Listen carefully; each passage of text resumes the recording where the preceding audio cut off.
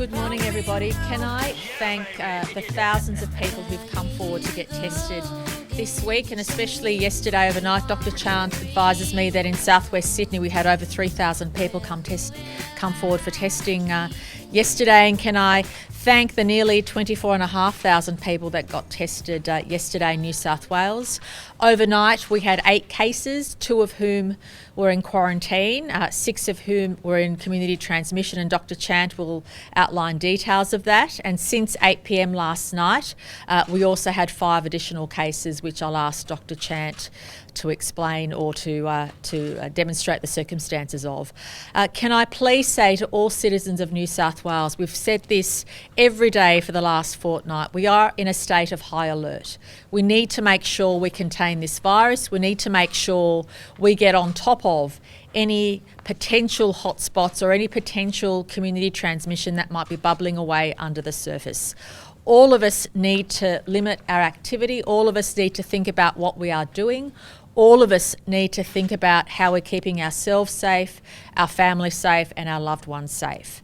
So whilst we are encouraged by the number of people coming forward and getting tested, whilst we're encouraged by the great detective work our health officials are doing, we remain in a state of high alert. We remain concerned about the underlying community transmission that could be bubbling away. And in response, we ask all of our citizens to think carefully about their activity. We're not suggesting that people completely isolate themselves unless they have symptoms or have been tested or have to, but we're certainly saying to people in the next little while, think about what you're doing, think about where you're going to make sure you keep everybody safe. I do also want to especially thank Dr. Chant and her team, the Health Minister, and everybody in health. The detective work that's gone on this week has been nothing short of Herculean. With the one Crossroads outbreak, we've seen anywhere between 5,000 and 6,000 people contacted and their contacts contacted. It's been a major job, and I'm incredibly proud of all of the team. And I want to express the deepest gratitude on behalf of all of our citizens to everybody involved in that effort. Many of those health detectives have been on the task for months and months, and this week in particular, we just saw how exceptional their abilities and their vigilance is in keeping all of us safe. We also know from Dr. Chant and our health experts that indoor activities are the greatest threat in spreading the disease. And earlier this week, the New South Wales government announced some tightening of restrictions around pubs. Today, I'm announcing further tightening of restrictions. This is to give us every opportunity to keep New South Wales as open as possible, every opportunity for New South Wales to keep moving forward. But we say this in the context that we have to be flexible. We have to appreciate that once this disease gets into the community, it moves very, very quickly and in ways in which we can't always predict. So therefore, what we need to do in New South Wales is minimise the risk of those activities which we know super spread the virus, those activities indoors which we know act as a catalyst. And this will also take pressure off our health authorities if there is an outbreak in a particular venue or a particular area in the number of people they actually need to contact trace as a result of that. So I'll be announcing today that from Friday next week, although we hope that people will take on this advice from today, but we're giving businesses the next few days to get themselves organised, that the restrictions we'd imposed on pubs will extend now to clubs, to restaurants, to cafes and all indoor hospitality venues. So whatever restrictions we announced last week, and the most important one I think for the majority of our citizens is no group bookings above 10 people. Now the reason for this is we absolutely need everybody seated when they're in a venue. No mingling. And when you have smaller groups, there's less chance of people getting up and mingling. We do not want any sort of mingling that spreads the disease. And group bookings of any description in any hospitality area have to be restricted to 10 people. And that's really important, in addition to all the other measures we'd announce in relation to pubs and hotels on Monday. For weddings and corporate events, the maximum number is 150. But again, completely seated, no dancing, no singing, no mingling. 150 maximum. And please know that whether it's a cafe, a restaurant, a club, a pub or a wedding, everybody everybody indoors is subjected to the 4 square metre rule. So if you have a smaller space, you might only be allowed to have 20 people in your space.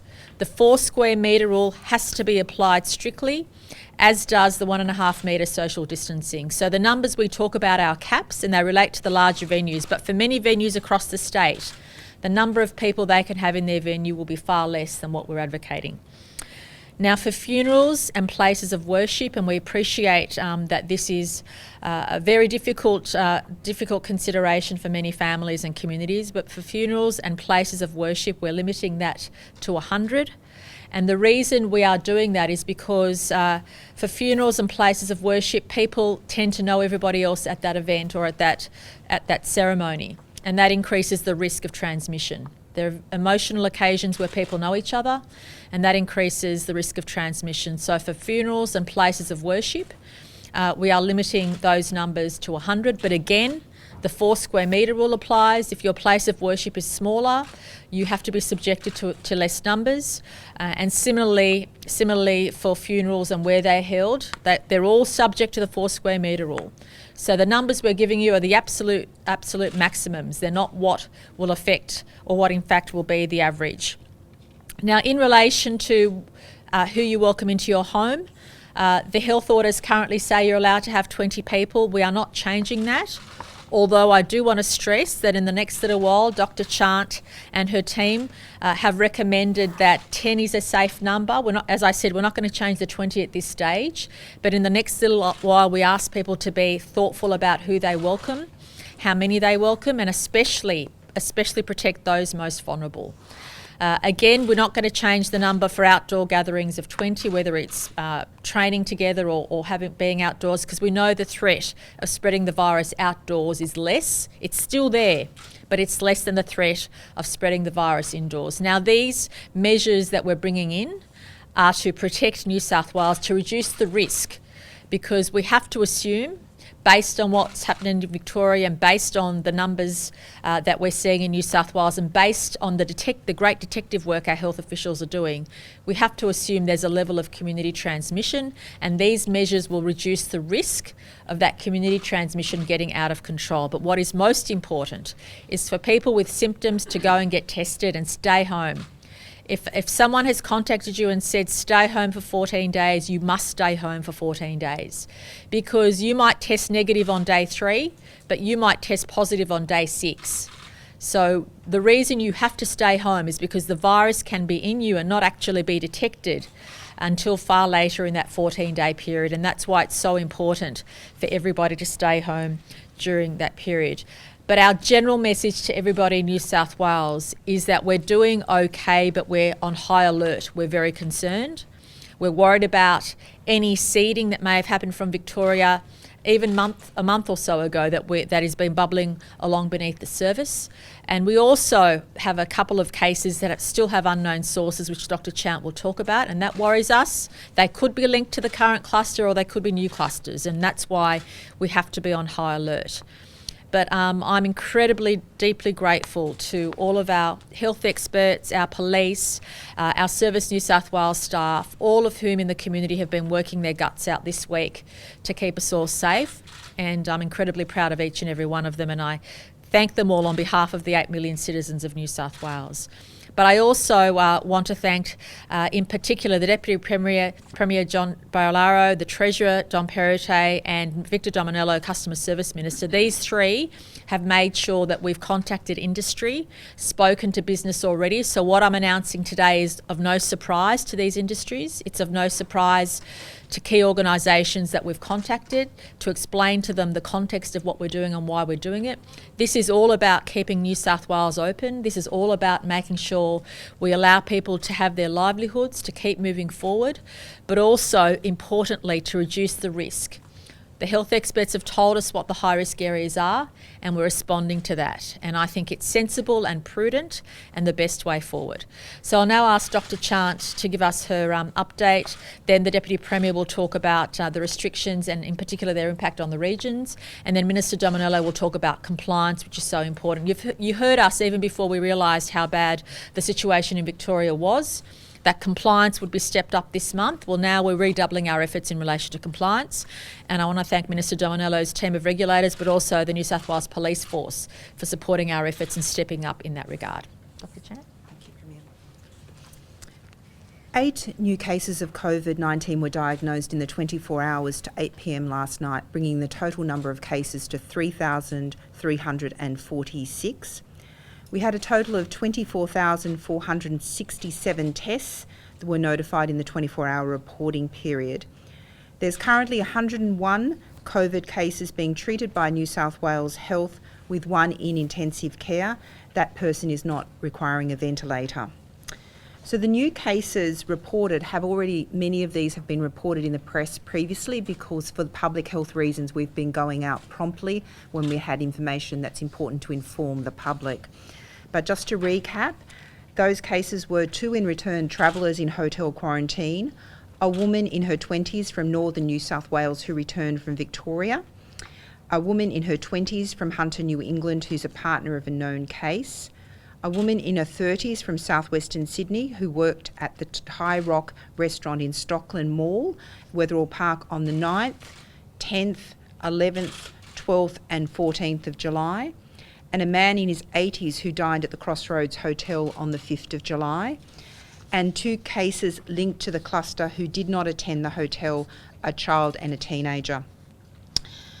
From 8 p.m. last night to 9 a.m. this morning, an additional 5 cases have been reported, including 3 linked to the hotel cluster, but who did not attend the hotel, 2 men and 1 woman, all in their 20s, and 2 members of the same household, a man in his 40s and a teenager, who are under investigation.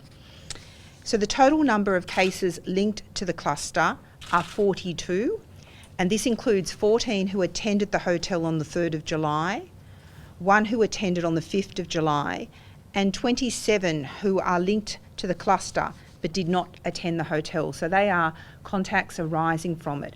And I'd just like to point out that there's often been 2 to 4 chains of transmission that we've picked up in this period since the 3rd of July.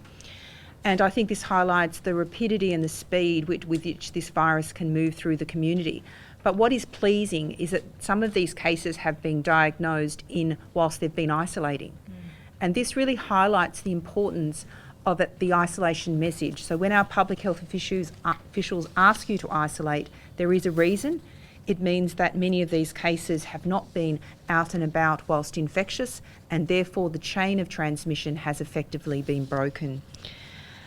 New South Wales Health is tracing a large number of people even currently associated with these cases. There are 5 recent cases that report spending some time in the Stockland Mall at Wetherill Park while infectious.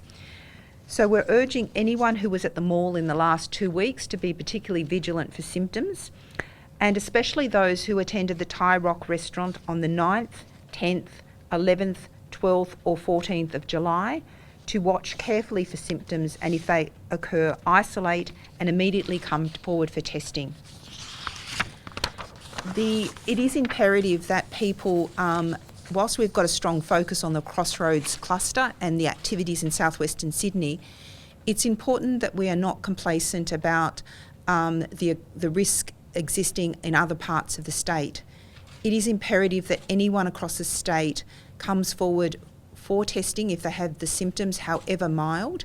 And in relation to many of these venues in southwestern Sydney, we're urging people to come forward even if they don't have symptoms for testing, if they've been at the specific sites we've identified.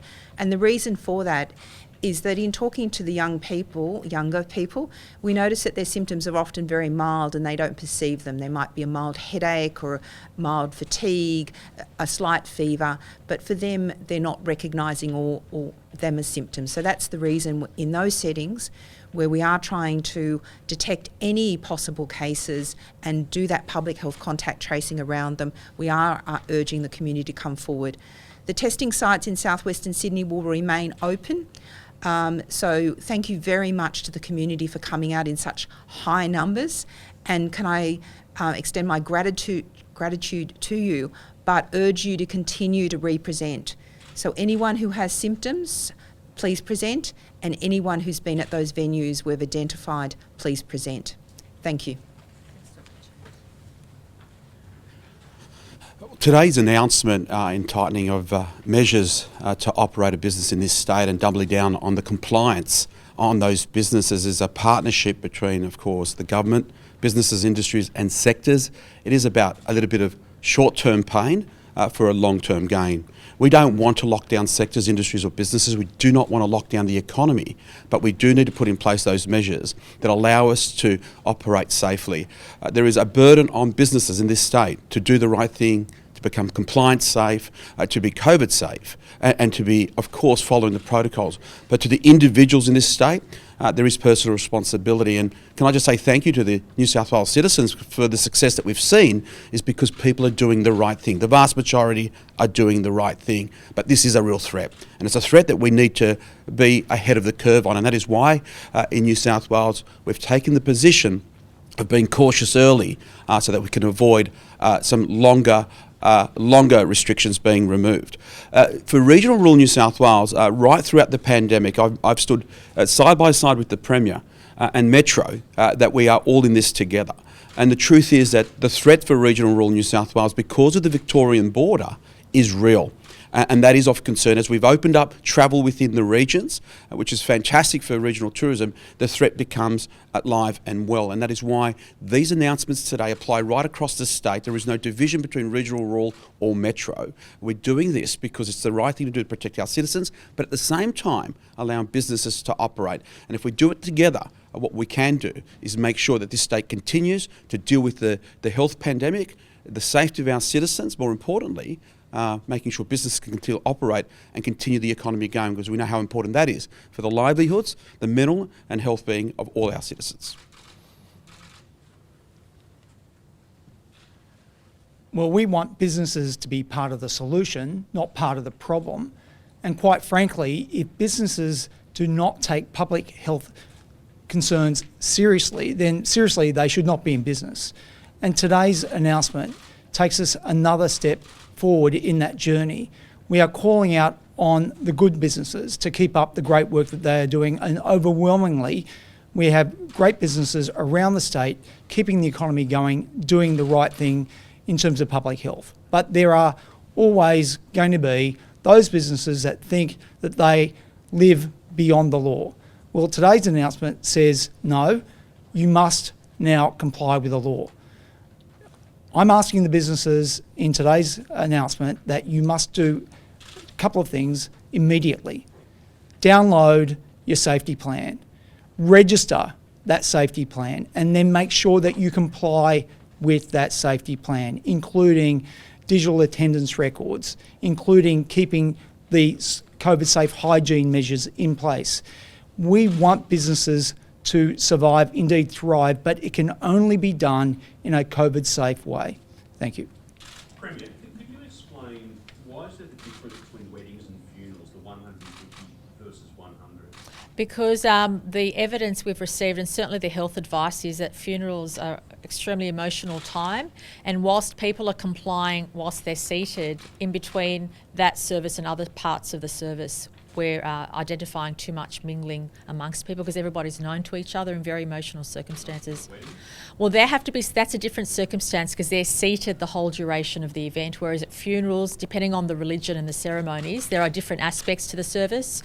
Part of the service is seated, part of it might be at a burial place. So funerals are much more complex in how people interact with each other, whereas weddings, our expectation is everybody comes down, sits down and stays seated. That's why no dancing, and unfortunately people will have to make decisions as to whether this means they wait or whether they proceed on the existing restrictions. But this is to keep people safe. We know how the virus spreads. We know what the high-risk activities are. We know from overseas experience what the high-risk activities are. And this is all about reducing risk. I would much rather be in this situation now where we reduce the risk rather than have this disease take hold in an uncontrolled way throughout the state and then cause us to go even harder, which is absolutely what we want to avoid. And I just want to really thank everybody for coming forward and getting tested. It's been absolutely brilliant. The thousands of people who've got tested, who've come forward, has allowed our health experts to do the detective work they need to do to contact trace, and just appreciate, and this is why we've put a cap on those larger venues, appreciate that from one hotel having to contact trace all those people, the resources it takes, and then their contacts, and as Dr. Chant said, a number of people now who've been identified with the disease are contacts of people who went to the Crossroads, not direct people who went there. So it's a good example, a good case study of how quickly and how widely the disease can spread, and it's a good wake-up call for all of us, because I feel that there was too much complacency in the community. All of us thought the worst is behind us, life is back to normal. Well, unfortunately, it's not. Life is not back to normal until there's a vaccine or cure. We don't know when that is, but what we do know is until that time, we have to mitigate the risk. We have to reduce the risk of those activities which we know more quickly spread the virus. Have we, I know, notwithstanding the fact that it is a higher risk activity at a funeral, have we got any examples of the virus transmitting at a funeral or cases that have come from a funeral? Oh, there are plenty overseas, but Dr. Chant, do you want to talk about that? We've had actually quite tight restrictions in place for funerals for quite a period of time. They were limited to, I think, 20 initially, then went up to 50. And then we were in a situation where we didn't have much local disease. And so the risk associated with funerals was actually very low. We do know that religious events have been associated with transmission, and that's been reported internationally. We're aware that we've had transmission associated with religious services in New South Wales, and we've certainly had transmission associated with a wedding.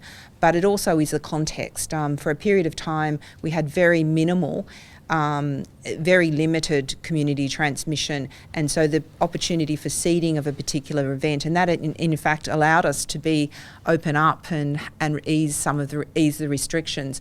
But I think this is a wake-up call where we're in a particular risk period. We know we've had introductions of the virus throughout the state. We've seen how it can amplify quite quickly in the context of southwestern Sydney outbreak, but what concerns me is, do we have clusters anywhere else that are currently undetected? So for us, this next 2-week period is a critical one, and it's a time when we need the community, businesses and government to work together to have adjust those settings so that it keeps us safe. Deputy Premier, you've mentioned how important tourism is to regional communities, but a lot of these areas are now cleared or recovered from COVID. Is the government considering limiting Sydney-siders' travel to the country? We know Bathurst RSL has already themselves rejected them. Yeah, well, look, what we're doing today is restrictions and protocols and measures in place to protect everyone in New South Wales. We want to see travel within the state, and we welcome it. But we've also got to do it in a safe way. And in one way, today's announcements by saying these are the restrictions that we're putting in place for a period of time is actually sending a message to businesses and individuals that there's some certainty going forward. So you can plan your trips away, but you're going to have to do it in a way that, of course, meets all the safety standards. And if you're a business operator, we want you to operate in a COVID-safe way. At this stage, no, but we've seen what's happening in Albury and the Albury-Wodonga community. That is a border community. It's a joint community. People in Albury will travel to Wagga. People in Wagga will travel to the ski field. They will come into Sydney and vice versa. So this isn't just now a threat of Sydney-siders to the regions. It actually can be the other way around, so that's why the measures are applicable to everybody. Is it going to be okay for fans to keep going to sporting events, for instance, because it's outdoors? Yeah, well, the Premier mentioned earlier that the risk profile this has been because of indoor venues, and that has been what we've identified through pubs, clubs, restaurants, cafes, and then those other events that what would you call human behaviour changes. And at this stage, we understand that the risk is less. Not that it's not there, but it's less in outdoor events like going to the footy or going to the local park with a group of 20 with your family. Just with the clubs, the large clubs, some of them would have multiple rooms or kitchens. Is it 300 per room per 4 square metres, or is it a 300 cap on the venue?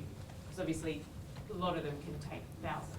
Yeah, so we're working with the clubs, but it's 300 per venue. But if you've got multiple rooms and it's in a COVID-safe way, you can have it per dining area. But again, it's got to be in strict compliance with the health orders that provides a number of measures in relation to going in, making sure there's no mingling, and ensuring that there's sufficient evidence of COVID-safe marshals around. The point is, as the Premier has already said, and Kerry Chance said numerous times, we've got to stop the mingling.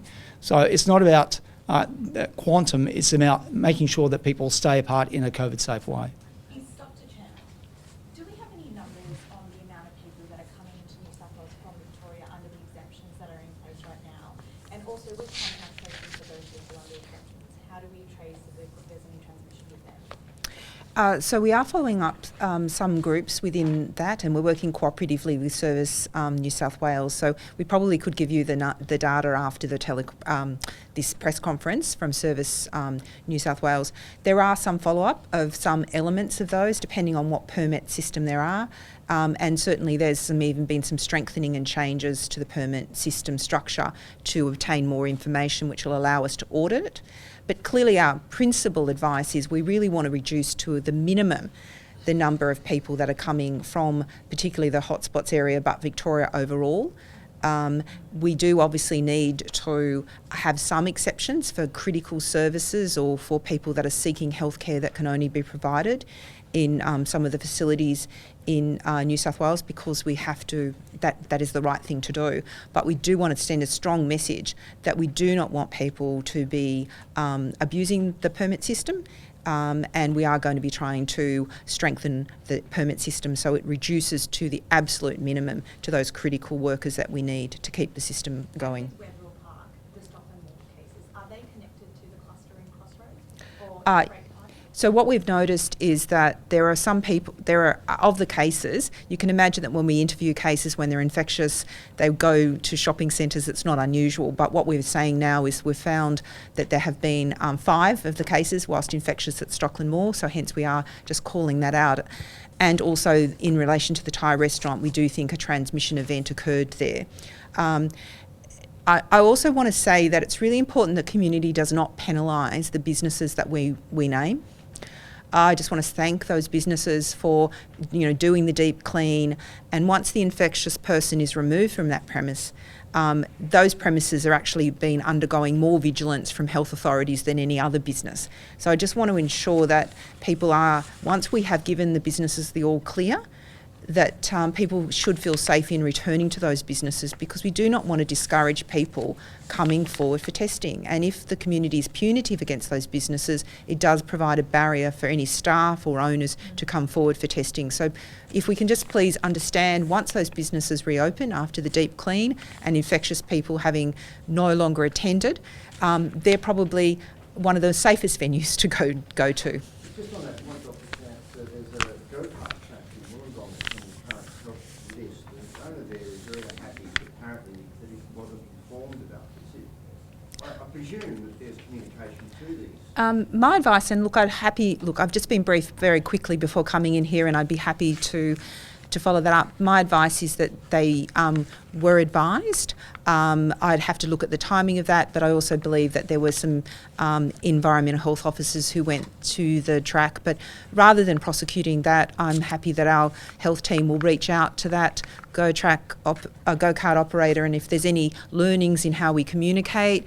But our process will be to reach out, provide the advice and support the business wherever possible. Just to follow on the issue yesterday, I know that you addressed the use of CCTV. There is a section of the Privacy Act that allows the use of CCTV in health risk issues or areas. Is that not sufficient for the health department? We'll use CCTV in a circumstance where it's useful. So we've used, it's not that we haven't used CCTV, so it's really on a case-by-case basis where we think it will add and enhance and narrow down our risk messages. In settings where we don't think it will, then it's not our utmost priority. So we're open to looking at all forms of technology. As I said, we're using the COVID Safe app, we're using We're very pleased that sometimes we'll even get the whole list of gym membership in a particular club and send out the message quite widely. So we'll use a variety of different methods, and we're opening to using CCTV when we think it will enhance or tailor our message around the public health risk. What can you tell us about that? Could you just tell us a bit more about the 2 to 4 strains that you mentioned? So obviously from Victoria there's one clear strain, but are there others? Could you just tell me how that works? So the virus has many different strains, and the virus has changed slightly, and so there is some, you can impute some where it's originated from. It has got some origins, it's changed, it's moved around, and the virus changes over time.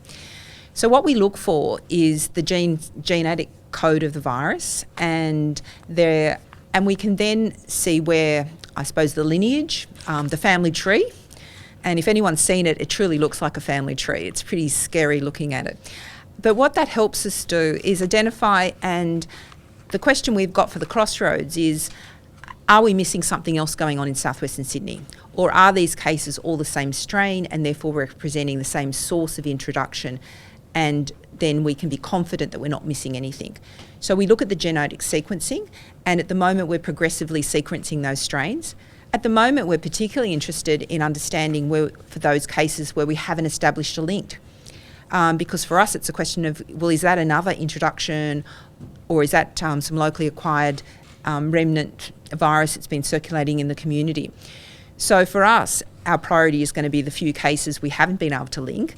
And if they're linked to the Crossroads strain of the virus, that will give us confidence that what we've done is we've just missed an intermediary. Now, obviously, that means that there's a risk that there'll be other spread, but that's why personal actions can help us, because not all cases transmit. So if you've gone home, if you haven't then been out and about when you're infectious, then you may infect no one.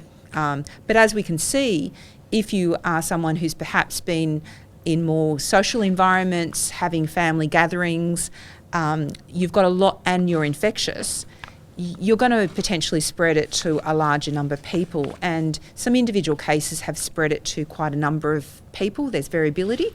And that's why people, by adopting those behaviours of not having big family gatherings, of not going into large indoor environments, that good hand hygiene, not going out when you're sick, all of that plays its role. So we talk about the R effective, or how many on average one person infects.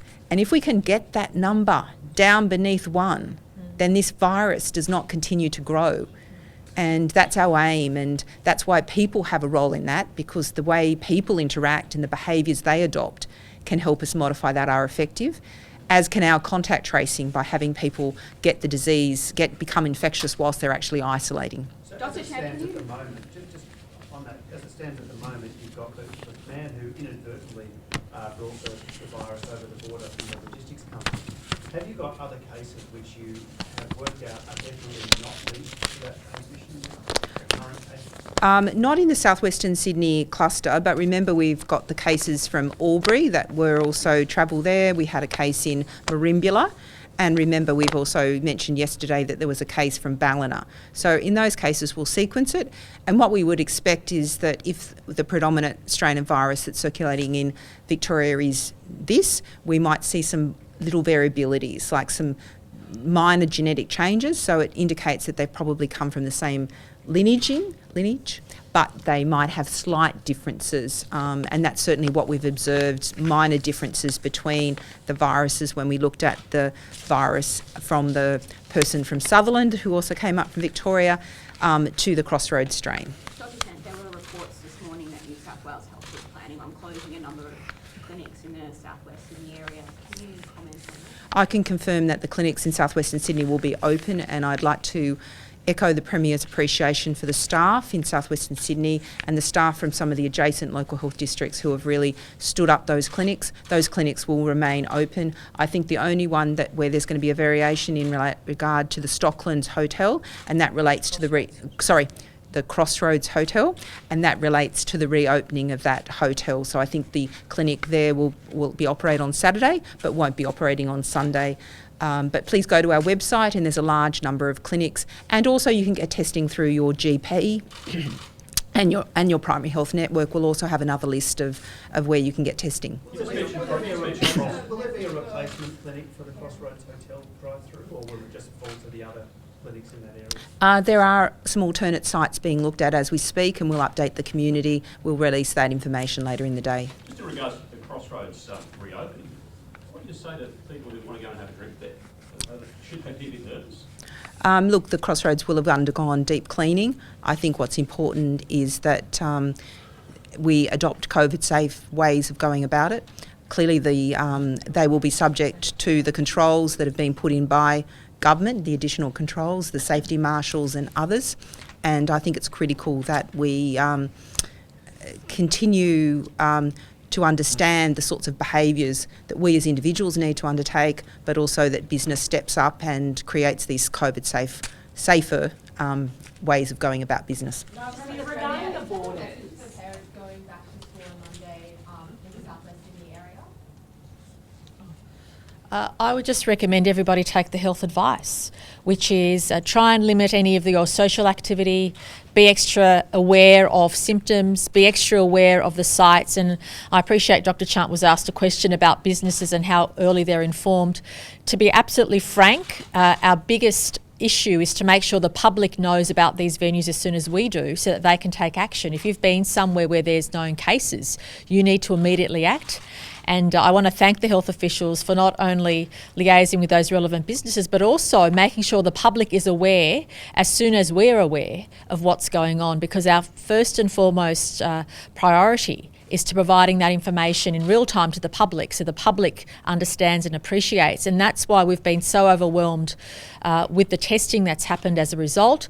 In particular, I know we've thanked the health staff, but imagine those health staff that stayed back till 10 p.m. last Friday and 10 p.m. last Saturday night to make sure people were tested. I mean, this is going over and above what those requirements are, and I think it demonstrates how everybody is all hands on deck to get on top of this, all hands on deck to stop the spread. Everybody is doing their bit, and so that's why it makes us feel like we have to do our bit as well. And it doesn't matter where you live in New South Wales, the threat is there.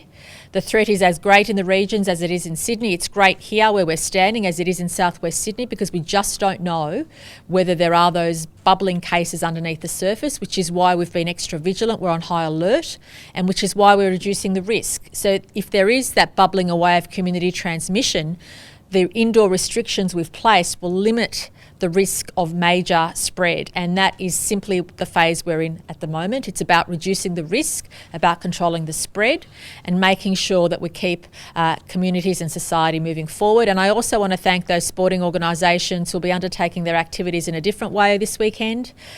Please limit spectators. Please support the children in getting to the venue and picking them up.